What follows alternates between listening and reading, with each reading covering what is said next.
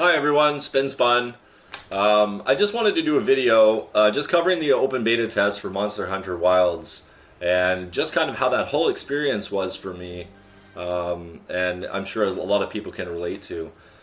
So, I had the opportunity to play the beta in October, and then once again I took the opportunity over the past few weekends to really get the most out of it. I think I hunted with every weapon in the game. I hunted all the 6 different monsters many times, and I think I accumulated, somewhere around 70 hours or something like that.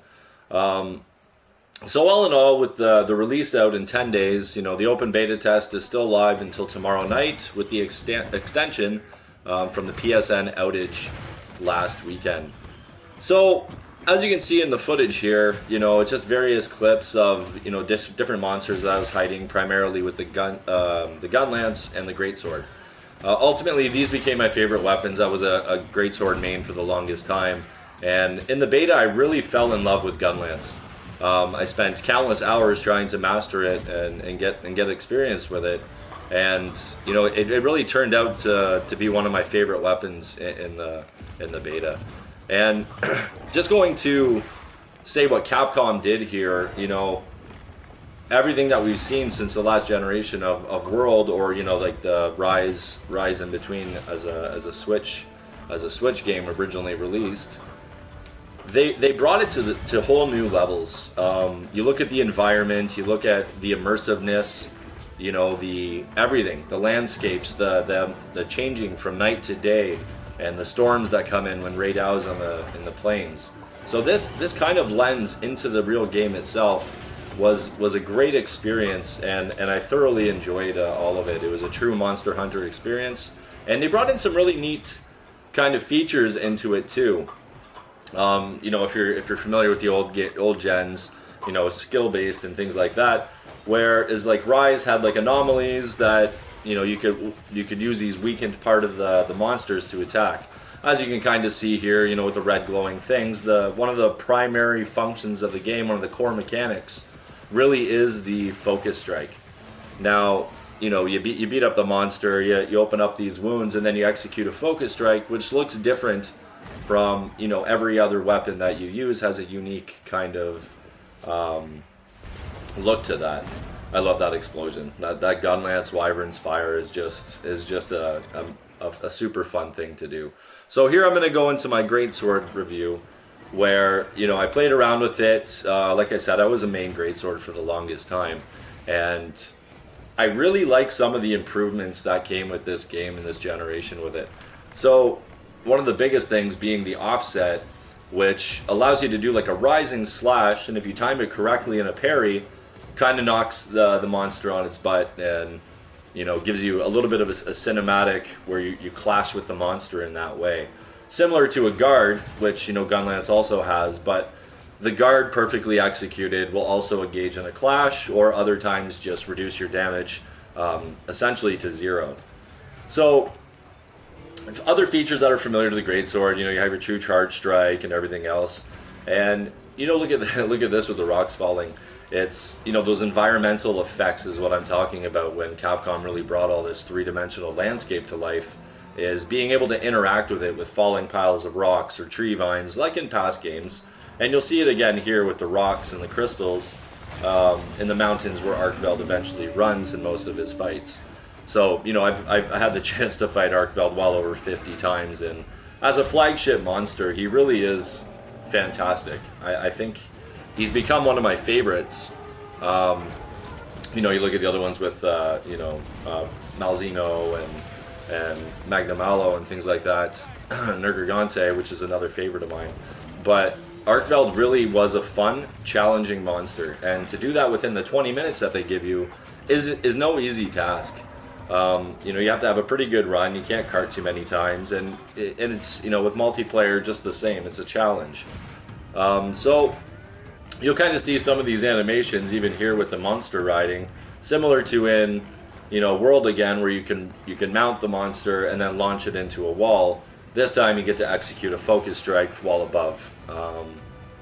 Very cool as well. The same traps apply and all this. So what you're going to see though in this next little part, and this is that offset that I was talking about with the Greatsword, is how it allows you to kind of counter the enemy with a rising slash. So he's going to come up and come in, and just by hitting it at the right time, it opens this little cinematic where you basically go into a TCS. And then same right here, you'll see as he comes back with a perfect guard, it enters into a clash, another cinematic which allows you to get the upper hand right into a level 3 TCS attack.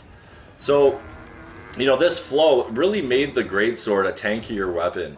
You could always guard and stuff before, but with knockback and things like that, it was less fluid. I really enjoyed this part of this addition to the Greatsword play because it really made the experience a lot more lively. You're less reliant on hitting and moving. You could really hold your ground in a fight, like you can see here with Arkfeld. And other things that you'll see is the monsters, like the typical kind of monster hunter experience within the environment, them fighting, having turf wars. You'll see monsters traveling in herds that require a little more thought to separate them so that they don't become a hassle when you're trying to fight just one monster. And you'll see some more of these environmental effects like the vines and things like that. But as you can see with the Greatsword, you can really stay inside that fight for a long period of time. And I think that is something that I really enjoyed about it this time. You see Arkfeld get caught up in the vines there, allowing me to go back and execute a few more attacks, a focus strike, and then just chipping him away. Some really cool other things about this is that every new players, I feel this game is a good iteration to get into. And like I said, with the beta open for another day, now is a great time to try it out and see if you like it before the full game launches in 10 days. But just the way they brought the tutorials in, and then with multiplayer and with crossplay for the first time, now anybody can play with anybody. It's really easy game to get in with your friends and to understand those basic movesets. If you watch my other video or any of the beginner guides, everyone will kind of recommend finding that first weapon that really suits you, so that the learning curve is a lot smaller when you're going into the game. And myself included, this wasn't the easiest series to get into. And eventually, I'll go to talk about some of the armor crafting and item crafting and all these other things that are a little more complicated. But for now, the beta was just a really interactive kind of experience to getting into the series for anyone, returning players or otherwise. And here you'll see now I get into Gunlance, where this again was my first time ever playing it in the beta. And by the end of it, I felt like I really understood the mechanics. I was getting better at the wyvern, the quick wyvern blast. I can't remember the proper name off the top of my head right now. And that kind of like a double sequence, one that full blast that I just showed you there. So similar. There's it again, that wyvern's fire. Just love using it on barrels when I get the chance on a monster when they reach their last area.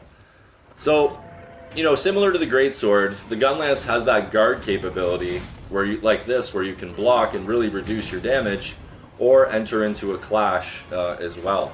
And a little slower of a weapon, but really tanky, easy to guard. You can guard while you're on the move. You can guard while you're reloading now, and kind of uses that attack mixed with shelling and blasts that kind of wear down the monster, so you can get to these wounds with your focus strike. Kind of a cool little thing. If you played previous games, you'll see the Dragonator is this giant kind of spinning, sharp-toothed kind of weapon that is used on the monster in certain special fights. But now the Gunlance basically has this little miniature one that is used for focus strikes. So again, being able to stay in that fight for a long period of time was really something that caught me. I do like ranged gameplay in some games, but for this, I really liked being inside the fight. I liked being up close with the monster, trying to get those parries off or those perfect guards, and then really just staying in the fight to try to optimize those weak spots with the focus strike, like you just saw there. And you know, it's still able to produce a lot of damage. If you're playing with other players, it's easier to tank the monster, and give your your teammates an opportunity to do more damage if they have more of a damage based quicker weapon like longsword or switch axe or dual blades or something like that. A lot of the people that I played with, they tended to use these weapons more often. So, as you can see in the fight again, I had just a really great time. Here's a clash that I was talking about, and another unique cinematic for that. Any of the weapons that can guard kind of have that clash mechanic that they can use, where other ones may be more dodge based or more cinematics for trying to get those focus strikes off. So again, I'm going to be the two weapons that I've decided that I'm going to bring into the full launch are going to be the Gunlance and the Greatsword, because now you can carry two weapons. And typical of the other games, the chasing was a bit excessive in the game. I think there was some bugs there with Ray Dow, where he would just fly off into every new zone all the time. And I think that was just a beta-ism. But, with the new trailer that came out last week, it's the final trailer for launch, the launch trailer. You can see a lot of the performance increases, the hit stops increase, and a lot of these things that kind of came out of the feedback from the first October beta that Capcom took to heart, reworked some weapons.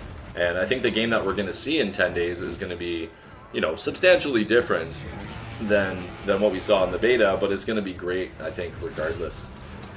There's a whole bunch of new monsters and other monsters to fight.